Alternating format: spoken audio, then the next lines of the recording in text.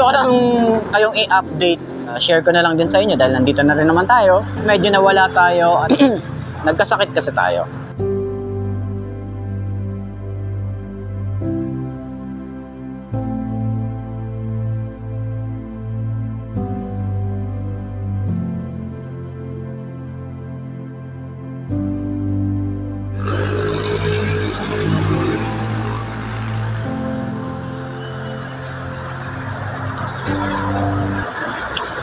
Yun o. Stig na ito o. Hey. Nice.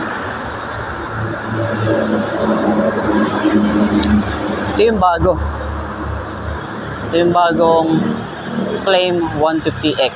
Pero hindi yan yung pag-uusapan natin. What's up? Kamusta? Ayos ba tayo dyan? So ngayong araw na to, nandito tayo ngayon sa may Rustica Pihan and nakapag-vlog na ako dito.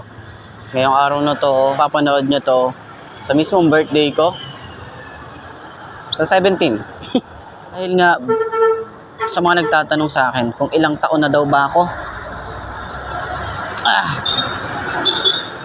May ilang taon na ba ako? Ang tanong nila, ilang taon na ako at ilang taon na ako nagbablog. Okay? Sagutin natin yan ngayong araw na to. So ayun na nga, una nating tanong kung ilang taon na ako ngayong 2025 ay ano na ako? 34 na ako, no? Grabe, no?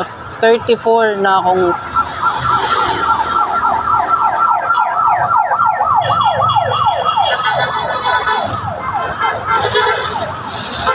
pansin nyo ba na tuwing nagbablog ako, merong dumadaan na ambulansya. Hindi ko alam kung bakit. Trademark ko na yan.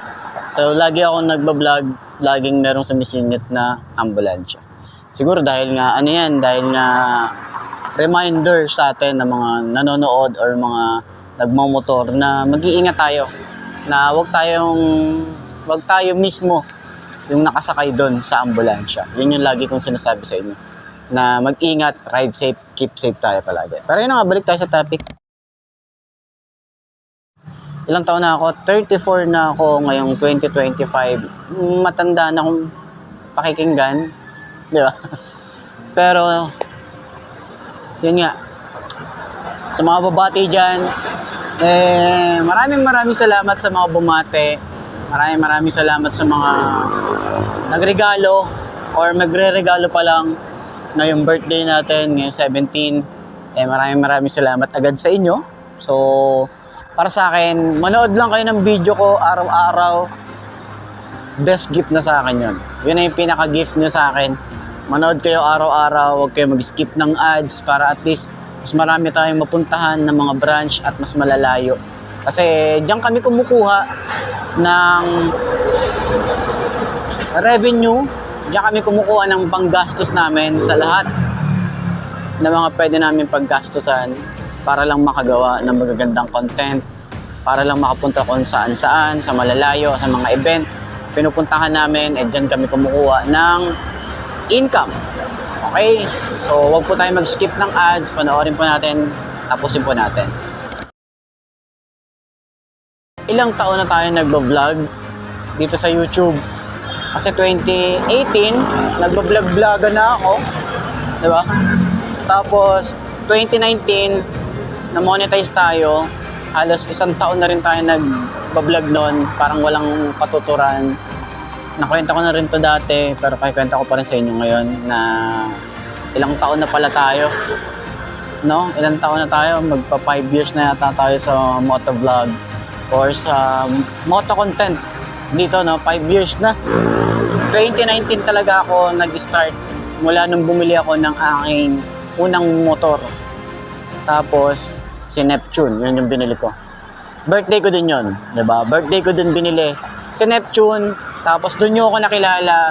Doon na ako nag-start ng mag-vlog ng mga motorcycle. Kasi naisip ko na marami palang gustong manood. Andali lulunok lang ako. Marami palang gustong manood ng mga motor content, ano? Mga moto content na review Kasi nag-start ako, halos walang nagbablog ng mga motor. Kaya medyo hirap ako noon, ano specs nito, ano specs niyan. Sobrang hirap, tapos wala siya sa internet. Kaya kailangan pa namin tanungin din sa mga kasa, ano yung pwede namin i-improve, ano pa yung pwede namin i-share sa inyo bukod sa presyo, sa specs, saan yung location, saan yung mabibili. Doon tayo nag-start.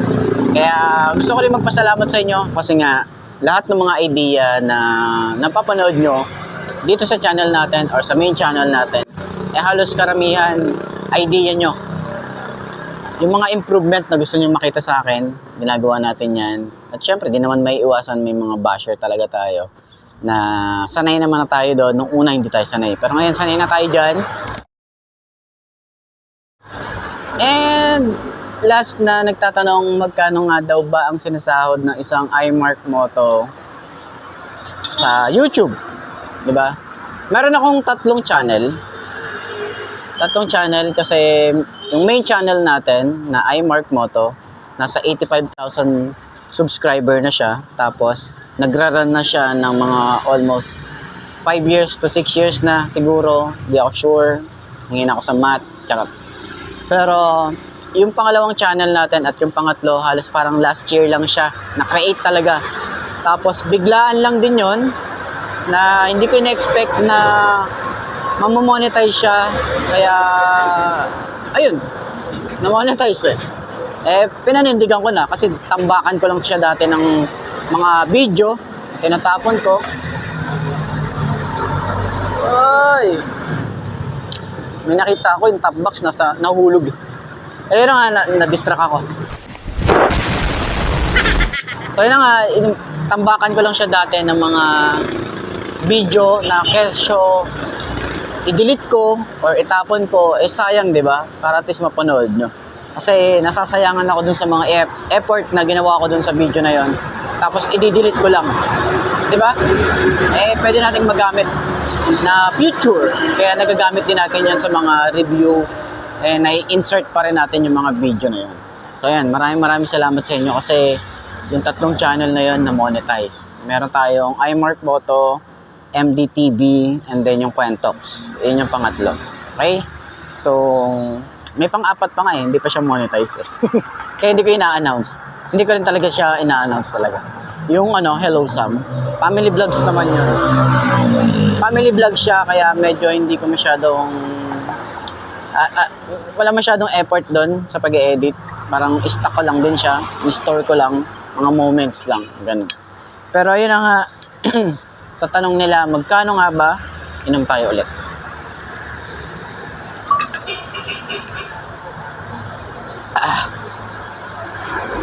Magkano nga ba ang sinasahod ni iMark Moto sa tatlong channel? So, hindi siya ganun kalaki kasi hindi naman ganun kalaki ang aking views. Nagre-range lang siya ng 15 to 20,000 depende sa months and sa dami ng views. Minsan, itong last na sahod ko ngayong February, January months. Kasi February ngayon, di ba? Yung sasahurin ko ngayong February is yun yung naipon nung January. So, nag-range lang siya ng 13,000. Di ba? So, magiging transparent ako sa inyo kung magkano nga bang sinasahod ng iMark Moto. Yan. So, yan yung ating sahod ng January. So, sana mas umangat pa siya. Sana mas dumami pa. Kaya huwag kayo mag-skip ng ads kasi dyan lang din ako kumukuha ng aking panggastos kapag lumalabas tayo na kapag nagko-content tayo. Yun lang naman. So, yun. Yun lang naman. Gusto ko lang kayong i-update kasi medyo matagal din tayong nawala. Hindi ako nakapag-upload dito sa Quentox ng about sa mga nangyayari sa akin. Pero yun nga pala, share ko na lang din sa inyo dahil nandito na rin naman tayo. Dahil nagkikwentuhan na tayo at transparent na ako sa inyo. Kaya medyo nawala tayo at medyo yung mga content natin sa YouTube, may mga recap. Kung napapansin nyo siguro yun, yung mga recap tayo, hindi tayo masyadong updated. And nagkasakit kasi tayo.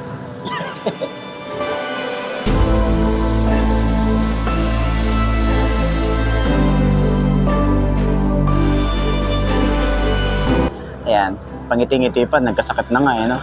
Nagkasakit tayo dahil nga mataas ang ating, ano yung mataas sa akin?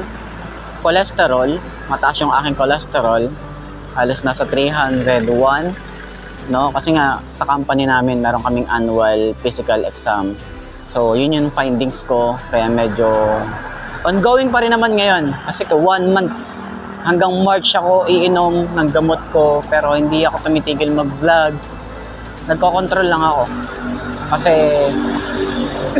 yung katawan ko hinahanap yung pagbablog.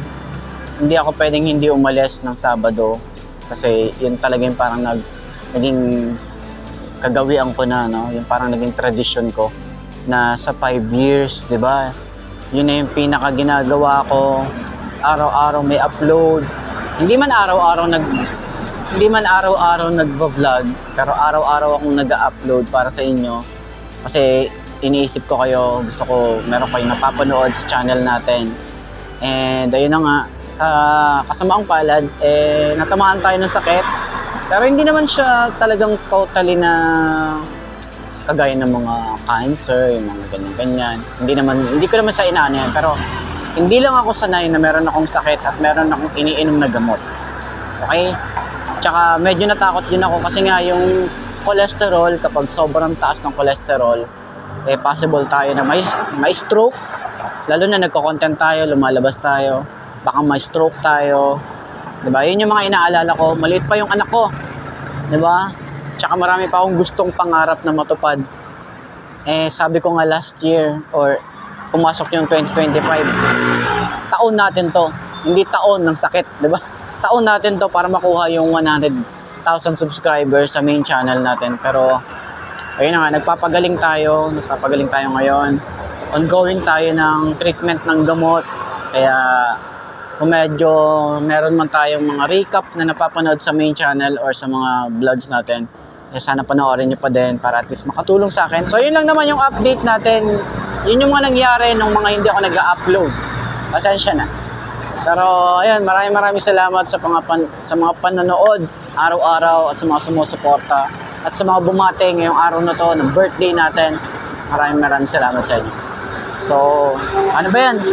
Ako mag-iikot na ulit ako. Sumasakit yung lalamunan ko. Mag-iikot na ulit ako para sa maghanap ng content. So, araw-araw, linggo-linggo, naghahanap ako ng content. Hindi natin alam kung saan tayo pupunta. Random yan. Random tayong nag-iikot sa mga branch. Katulad nila Rusi, Motorstar, Skygo, FKM, basta, marami pang iba. So tara, samahan nyo ako, ikot pa tayo, medyo maaga pa. And uwi na tayo kapag alam natin yung limitation natin, alam natin kung kailan tayo hihinto at kung kailan tayo mag-go ulit. So yun lang naman yung ating updates dito sa Kwentox, dito sa channel na to. Maraming salamat sa inyo. I'm Mark D. Ciao. Maraming salamat sa inyo. Babush!